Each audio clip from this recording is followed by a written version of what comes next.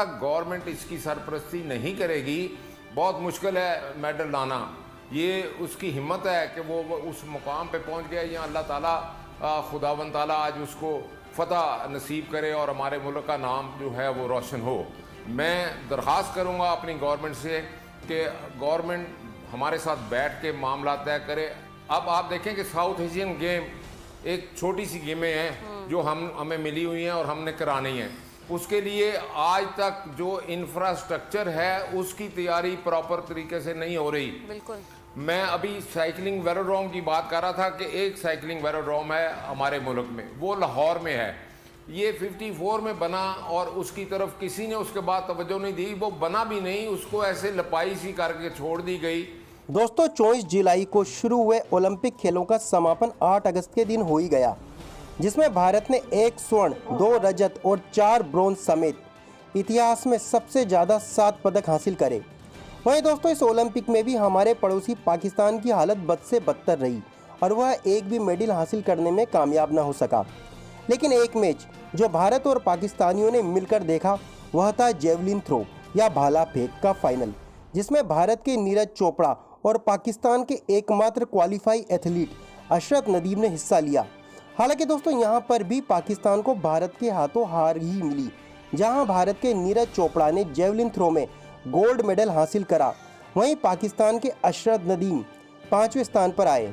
और इसी का रोना पाकिस्तानी टेलीविज़न पर अब रोया जा रहा है कि किस तरीके से भारत ने अपने खिलाड़ियों की ट्रेनिंग के लिए और उनकी सहूलियात के लिए कई बड़े कदम उठाए, जबकि पाकिस्तान में खिलाड़ियों से उम्मीद तो बहुत कर ली जाती है पर उनको प्रॉपर डाइट तक नसीब नहीं होती है और पाकिस्तानी उम्मीद करते हैं कि उनके एथलीट ओलंपिक जैसे बड़े स्तर पर मेडल जीत सकेंगे।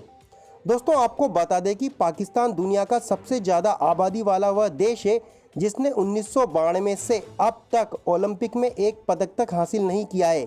चलिए यह वीडियो देखते हैं। नहीं मिलती। ख्वाजा इदरीस साहब ने भी वही बात की। आप क्या समझते हैं कि अगर हुकूमती सतह पर जिस तरह से क्रिकेट को बहुत ज़्यादा पजीराई मिलती है, इन खेलों को भी उसी तरह से पजीराई मिलने लगे तो क्या हमारे मुल्क में इतना टैलेंट मौजूद है कि हम हर चीज़ में बहुत आगे जा सकते हैं?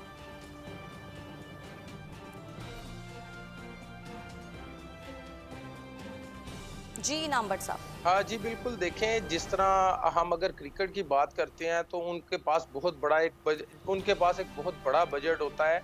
तो अगर आप ये देखें कि जो दूसरी फेडरेशंस हैं अगर उनके पास भी इस तरह से बजट हो तो हमारे खिलाड़ी बहुत ज़्यादा आगे जा सकते हैं। अगर आप ये देखें कि ओलंपिक के स्टैटिस्टिक्स उठाकर देखें कि पूरी दुनिया के, हम चाहते तो हैं कि हमारा ओलंपिक में मेडल आए, लेकिन आप ये देखें कि जो बड़े कंट्रीज हैं या दूसरे कंट्रीज हैं वो एक ओलंपिक मेडल तैयार करने में कितने पैसे लगाते हैं। 1-1 लाख 2-2 लाख नहीं, 10-10 लाख डॉलर लगता है एक खिलाड़ी को तैयार होने में और ओलंपिक में मेडल जीतने में। जर्मन जो है वो 15 लाख लगा रहा है, रशिया जो है वो 18 लाख डॉलर लगा रहा है एक खिलाड़ी को तैयार करने में। तो जब हम अपना बजट देखते हैं या हुकूमत की तरफ देखते हैं तो हमारे पाकिस्तान स्पोर्ट्स बोर्ड के पास इतना बजट नहीं है कि वो हमें आगे फेडरेशन को वो पैसे दे सके। तो जब हम अपने खिलाड़ी पर, हमारे पास बजट नहीं होगा, हम अपने खिलाड़ी को उतना पैसा नहीं दे सकेंगे, तो मुझे आप बताएं कि हम किस तरह से मैनेज करेंगे।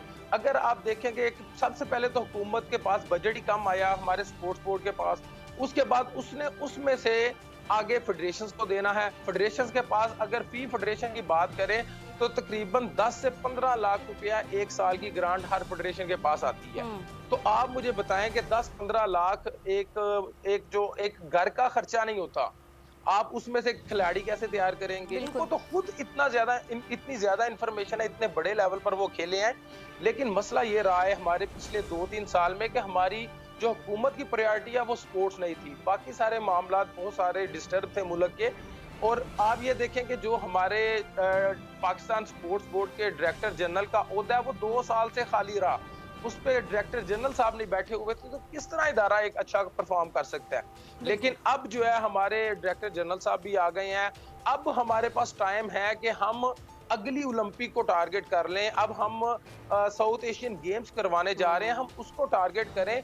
अगर हम अपने खिलाड़ियों पर पैसा लगाएंगे तो फिर ही फायदा होगा, फिर ही हमारी फेडरेशंस आगे निकलेंगी, फिर ही हमारे खिलाड़ी आगे निकलेंगे, फिर ही हमारा स्पोर्ट्स बोर्ड आगे निकलेगा और पूरे पाकिस्तान में स्पोर्ट्स ज्यादा बेहतर होगी और खिलाड़ी मेडल लेकर आएंगे। चलें, एथलेटिक्स एसोसिएशन के सदर अकरम साही साहब ने भी हमें ज्वाइन किया है, उनसे भी बात कर लेंगे।